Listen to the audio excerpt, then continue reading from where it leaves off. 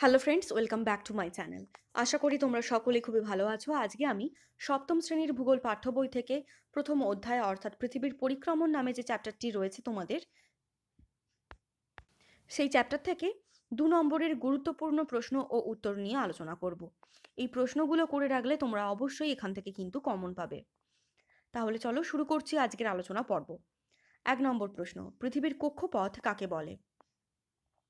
যে উপবৃত্তাকার পথে পৃথিবী সূর্যকে প্রদক্ষিণ করে তাকে বলা হয়ে থাকে পৃথিবীর কক্ষপথ বা কক্ষ। এর কিছু বৈশিষ্ট্য উল্লেখ করে দেবে। 1 নম্বর বৈশিষ্ট্য, পৃথিবী কক্ষপথে ঘড়ির কাঁটার বিপরীত দিকে সূর্যকে প্রদক্ষিণ করে। 2 নম্বর, পৃথিবীর কক্ষপথের দৈর্ঘ্য প্রায় 96 কোটি কিমি। 3 নম্বর, পৃথিবীর এই উপবৃত্তাকার কক্ষপথে ঠিক ফোকাসে সূর্য অবস্থিত। 2 নম্বর প্রশ্ন, পৃথিবীর কক্ষতল কাকে বলে? পৃথিবীর কক্ষপথ যে কাল্পনিক তলে অবস্থিত সেই তলকেই বলা হয়ে থাকে কক্ষতল। এর কয়েকটি বৈশিষ্ট্য তোমরা উল্লেখ করে দিতে পারো। 1 নম্বর, পৃথিবীর কেন্দ্র এবং সূর্যের কেন্দ্র একই কক্ষতলে অবস্থিত। 2 নম্বর, কক্ষতল সাধারণত সমতল হয়।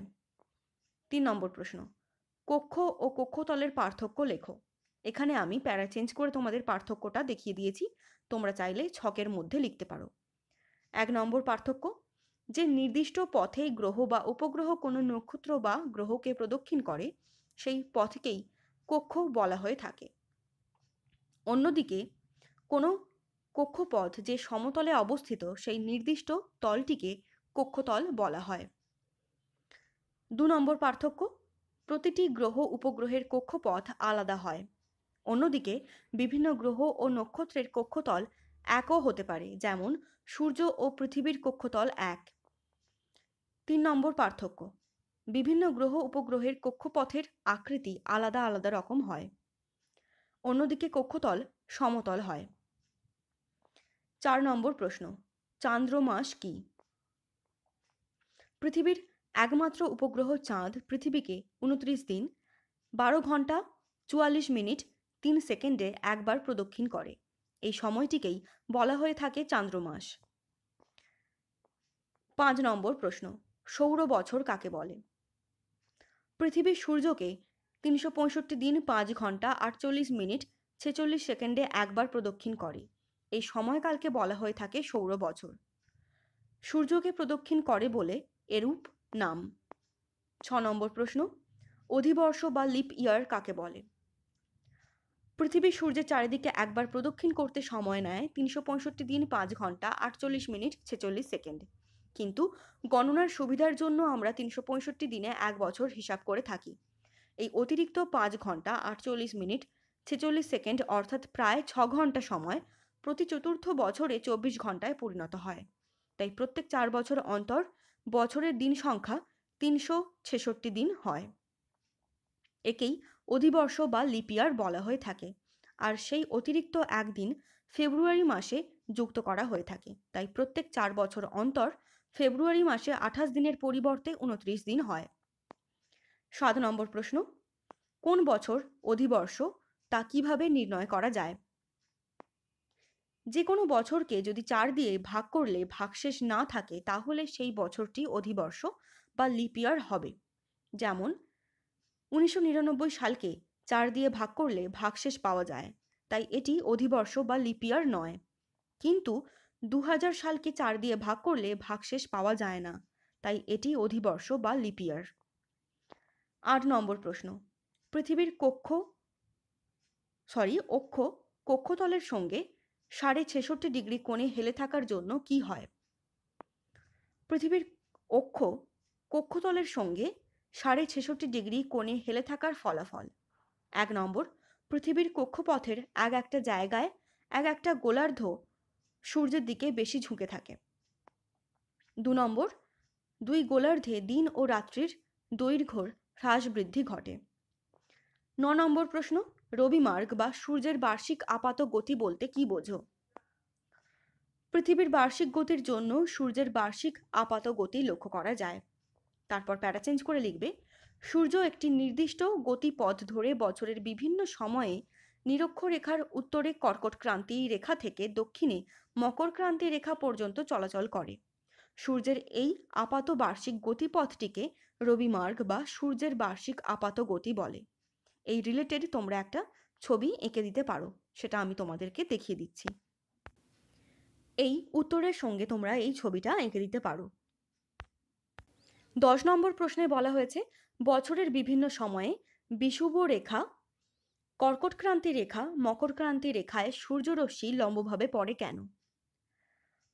পৃথিবীর কক্ষপথ কক্ষতলের সঙ্গে 66.5 ডিগ্রি কোণে হেলে অবস্থান করায় বছরের বিভিন্ন সময় বিষুব রেখা, এখানে উন্তস্থ জয়ে হ্রস্বউ হয়ে গেছে, এখানে মূর্ধন্য শয়ে হ্রস্বউ হবে বিষুব রেখায়, কর্কটক্রান্তি রেখা, মকরক্রান্তি রেখায় সূর্যরশ্মি লম্বভাবে পড়ে।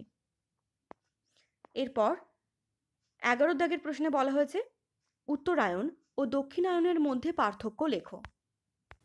এখানে আমি প্যারা চেঞ্জ করে করে তোমাদের এই পার্থক্যটা করে দেখিয়েছি, তোমরা চাইলে অবশ্যই এটাকে ছকের মাধ্যমে প্রেজেন্ট করতে পারো। প্রথমেই পয়েন্ট করবে ধারণা। 22 ডিসেম্বর থেকে 21 জুন পর্যন্ত 6 মাস ধরে সূর্যের উত্তরমুখী আপাত গতিকে বলা হয় উত্তরায়ণ। অন্যদিকে 21 জুন থেকে 22 ডিসেম্বর পর্যন্ত 6 মাস ধরে সূর্যের দক্ষিণমুখী আপাত গতিকে বলা হয় দক্ষিণায়ন। পরের পয়েন্ট, সূর্যের অবস্থান। সূর্যরশ্মি 22 ডিসেম্বর মকর ক্রান্তি রেখায়, 21 মার্চ নিরক্ষরেখায় ও 21 জুন কর্কট ক্রান্তি রেখায় লম্বভাবে আলো দেয়। অন্যদিকে দক্ষিণায়নে সূর্যরশ্মি 21 জুন কর্কট ক্রান্তি রেখায়, 23 সেপ্টেম্বর নিরক্ষরেখায় ও 22 ডিসেম্বর মকর ক্রান্তি রেখায় লম্বভাবে কিরণ দেয়।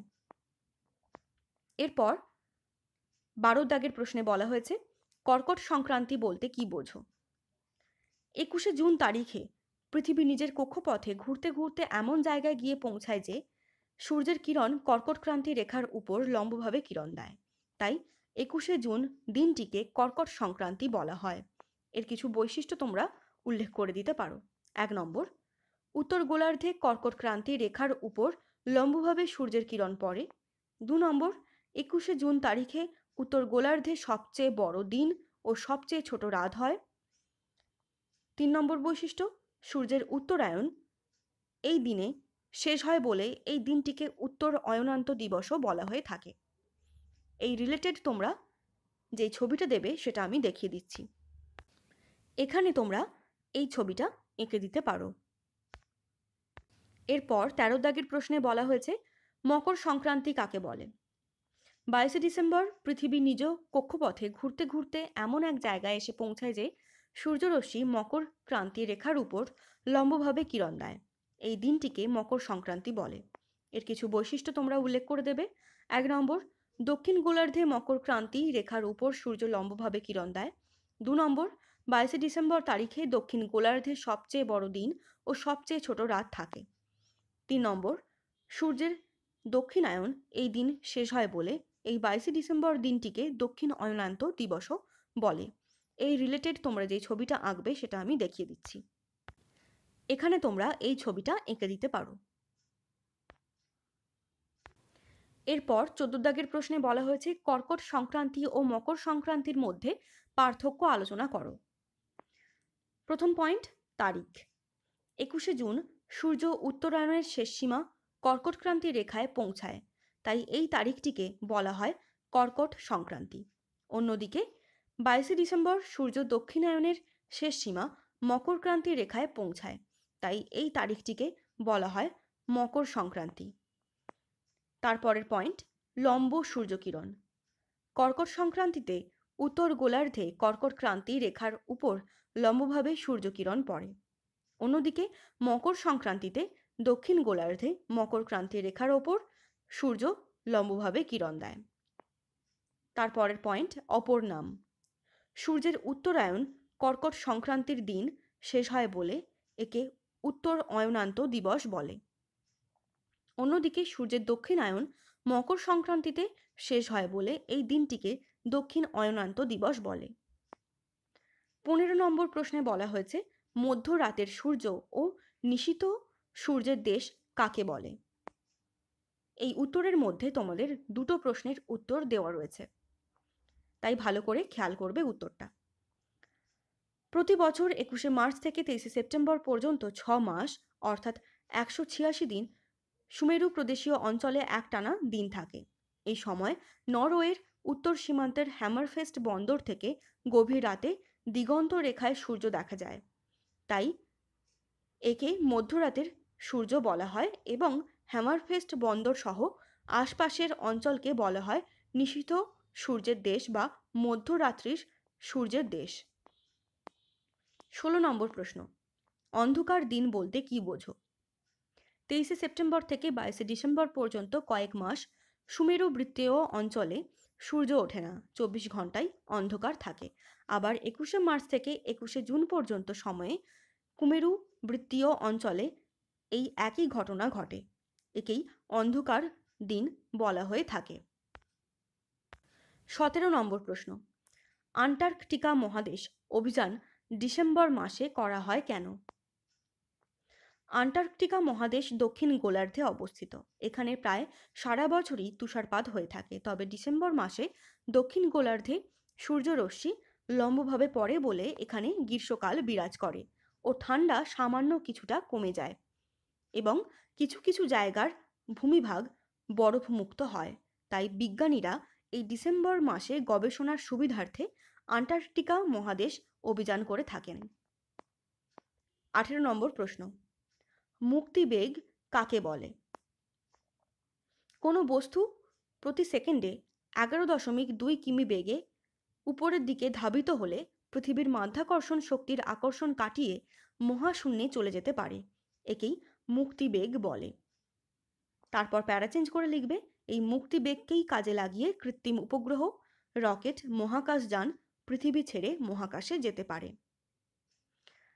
এই রকম গুরুত্বপূর্ণ আলোচনা প্রত্যেকদিন পেতে অবশ্যই চ্যানেলটিকে সাবস্ক্রাইব করে রেখো।